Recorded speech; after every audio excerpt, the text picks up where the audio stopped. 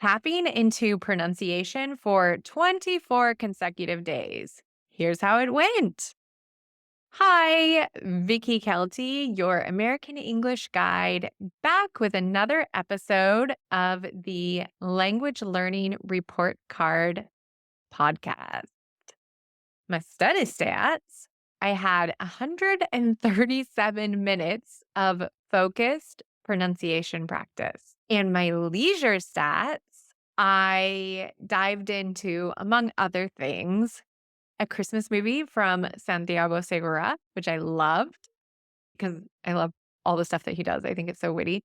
And and of course, the Christmas Spanish Wheel of Fortune episodes, which I also love. I love Wheel of Fortune in general, but the Christmas ones, those are the best.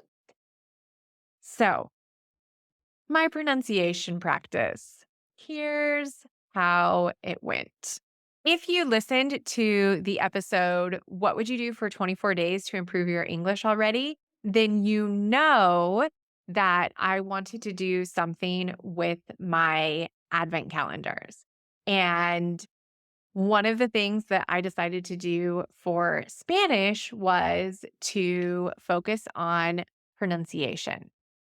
So my challenge was to read a Bible verse in Spanish, but like really, really focusing on the pronunciation, using the tricks that my Spanish pronunciation teacher had given me, and really, really doing some intense, not intense, just like focused speaking, just reading. I mean, I could have read anything. I decided to do Bible verses because for me, it's the holiday season leading up to the holiday Christmas, which I celebrate. And so it made sense to do Bible verses. Actually, I chose like themes. So, like Bible verses that related to peace or not worrying. And that inspiration came from my program, Voice Message Speaking Practice, where the things that we talk about are themes. So we have a theme for every week and then a question on that theme. So instead of a question, I was reading a Bible verse.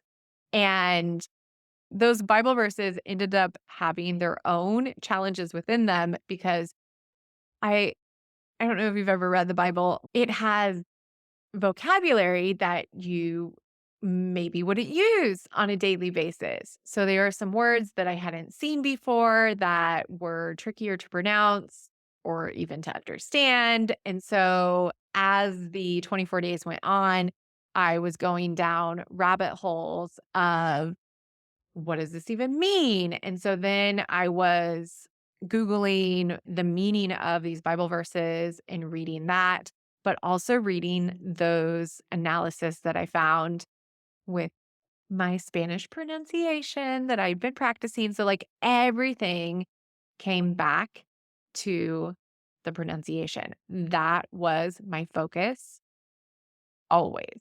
That was the big, bright goal. Like, that I was heading towards. And even though the Bible verses were quite complex, I didn't let that get me down because I was like, oh man, is my Spanish like that rusty that, I mean, I'm around it all the time. How can it be so rusty? No. Bible verses are their own magic language. So I said, no, no, no, no. You are not going to get down on yourself for not understanding some of these terms and not being able to pronounce them as well as regular terms that you would use on a daily basis. Focus on the goal at hand. Don't get sidetracked by something else. And so I stayed positive and focused on pronunciation. And I had a really good time because pronunciation in Spanish, although in theory it's an easy language to pronounce words because they're supposed to be like you pronounce them how they look. For me, there are certain letters like the R that I find really difficult to make sound how Spanish people around me make it sound.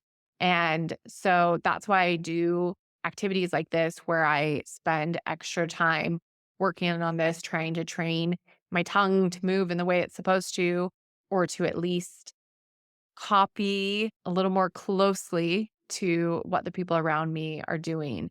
And actually, that leads me into the next thing that I wanted to say is that afterwards, I didn't do this for all of my messages, not even close. But for some of the messages, I would go back and listen to some of the things I was saying because one thing is how you think you sound, and another thing is how you actually sound. And so listening back to what you have recorded when you record yourself speaking, which is something that I do when I'm doing like this focused solo speaking practice. When I listen back to my messages, I can see how it's going with using these pronunciation tricks that my teacher had taught me.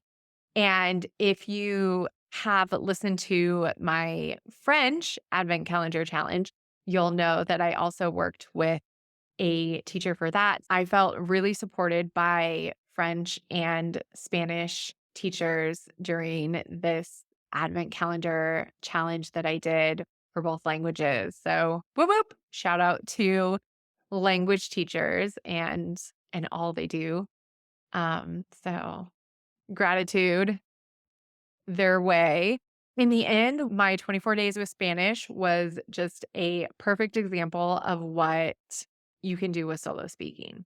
So, if that is something that you want to know more about, be sure to go to the link in the description or head over to my website, vickykelty.com, where I have a free mini course that you can get a guide to doing solo speaking for yourself. And you can focus on whatever aspect of English that you want to with your own practice. And yeah, in a nutshell, that's how my Spanish pronunciation practice went. It was actually really easy practice, really easy to show up every day. I really enjoyed it. That's not to say that I would keep doing it daily, though. I enjoyed doing it for the 24 days. There were some days that did require a little extra effort than other days because I was like, oh my gosh, not again. But it was nice to have that focused practice for 24 days and remind myself of the tips that my teacher had given me and remind myself you have to keep doing this on a regular basis.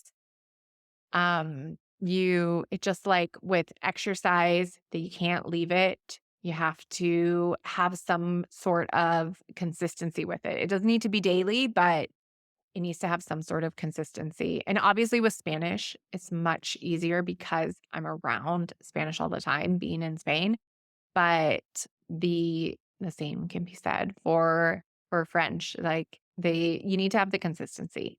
But since my goal was the pronunciation and that's something that I want to continue to strengthen and to keep strong, like keep it at the level it is and move up, then this is something that I will continue to practice. So, like, I have it in my head now when I go into conversations. And because I was practicing it in the background, it helps me when I am like, quote unquote, publicly doing it, when I go and have conversations with people, because I'm like, okay, remember those tricks that you've been practicing for 24 days, use them. So, maybe if you take a look around, there's something in your daily life that will give you a push to do something with your English speaking. Be sure to send me an email if you get an idea of something, because I would love to hear what you've been inspired to practice. You can email me at hola@vickykelty.com. And if you haven't listened to what I did for the French Advent Calendar Challenge, be sure to check that out. And also to check out the What Would You Do for 24 Days to Improve Your English episode, because those go great with today's episode. So all the challenge tips you could possibly ask for in each of those. And that's it from me. Happy language practice in whatever you decide to do with your English. Can't wait to hear what it is. Bye now.